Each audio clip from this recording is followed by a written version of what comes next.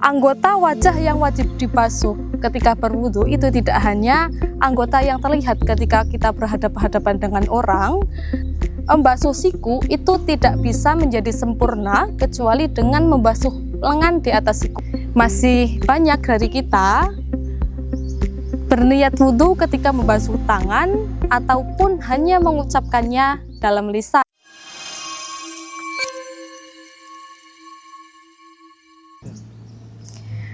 Assalamualaikum warahmatullahi wabarakatuh. Bismillahirrahmanirrahim. Segala puji bagi Allah Subhanahu wa Ta'ala, Tuhan semesta alam. Sholawat serta salam semoga selalu tercurah kepada junjungan Nabi Agung Muhammad Sallallahu Alaihi Wasallam, keluarga beliau, sahabat dan umatnya hingga akhir zaman.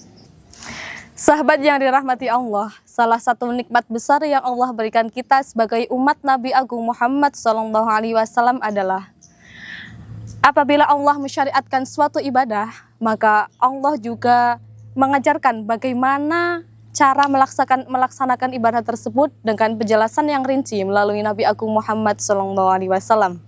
Contohnya syariat mendirikan sholat yang wajib dilaksanakan dalam keadaan suci, baik dengan cara mandi ataupun berwudu.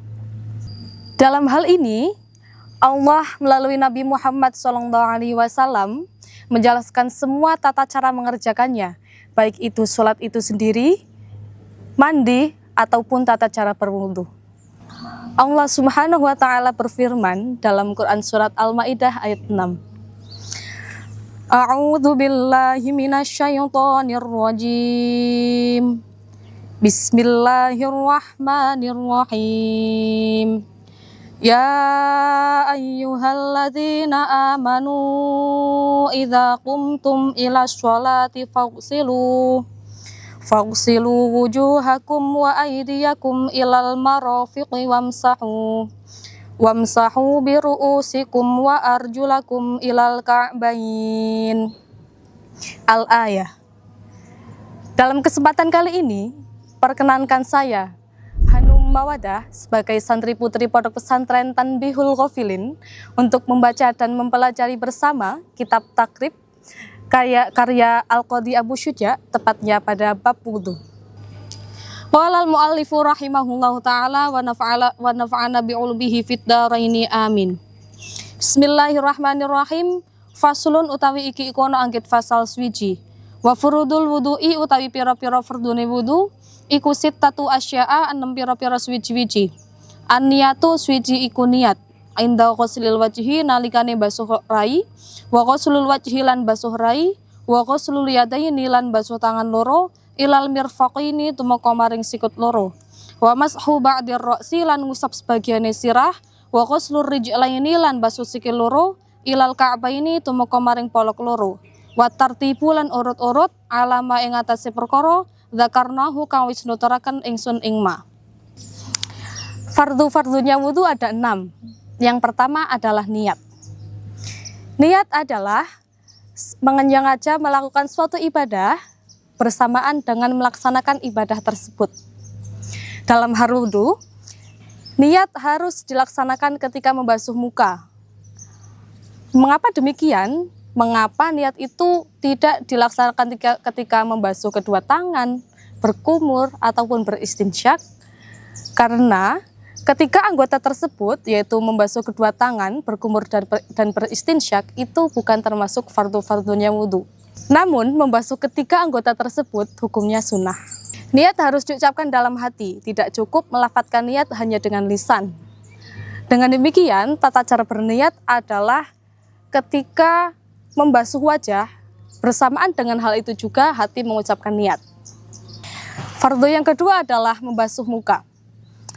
Ada beberapa ketentuan yang wajib dipenuhi ketika membasuh muka. Yang pertama adalah batas-batas wajah yang wajib dibasuh. Dalam kitab Fathul Qorib disebutkan bahwa batas wajah dari segi panjangnya, yaitu dari atas sampai bawah, mulai dari tumbuhnya rambut bagian depan sampai bawah dagu. Adapun dari segi lebarnya, yaitu dari telinga kiri sampai telinga kanan. Maka anggota wajah yang wajib dibasuh ketika berwudu itu tidak hanya anggota yang terlihat ketika kita berhadapan-hadapan dengan orang, akan tetapi semua batasan wajah yang telah tadi disebutkan. Fardhu yang ketiga adalah membasuh kedua tangan sampai siku. Perlu diperhatikan bahwasannya membasuh siku itu tidak bisa menjadi sempurna kecuali dengan membasuh lengan di atas siku. Maka membasuh lengan di atas siku hukumnya menjadi wajib. Fardhu yang keempat adalah mengusap sebagian kepala. Mengusap sebagian kepala ini dilakukan dengan mengusap sebagian rambut yang ada di batasan kepala. Nah, apabila rambutnya panjang melebihi batasan kepala, maka tidak sah jika hanya mengusap ujungnya saja. Fardhu wudhu yang kelima adalah membasuh kaki sampai mata kaki. Sama dengan hukumnya membasuh kedua tangan tadi, bahwa ketika membasuh kedua kaki, dianjurkan membasuh kaki melebihi batas mata kaki. Fardhu yang keenam adalah tertib, yaitu melaksanakan wudhu sesuai dengan fardu-fardu yang telah disebutkan tadi, yaitu niat dengan membasuh muka, lalu membasuh muka, setelah itu membasuh kedua tangan sampai siku, lalu mengusap sebagian kepala, dan yang terakhir adalah membasuh kedua kaki sampai mata kaki.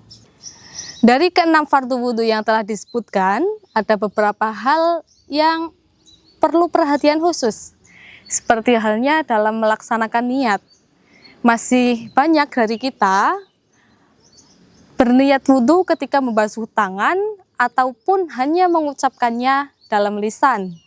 Padahal berniat itu wajib dilaksanakan ketika membasuh muka dan wajib diucapkan dengan menggunakan hati. Ataupun dalam hal membasuh wajah. Masih banyak dari kita hanya membasuh bagian wajah secara asal tanpa memperhatikan batasan-batasan yang wajib dibasuh ketika berwudu. Semoga apa yang kita pelajari hari ini membawa manfaat, menambah ilmu, dan menjadi amal jariah untuk kita semua. Billahi taufiq wal hidayah. Wassalamualaikum warahmatullahi wabarakatuh.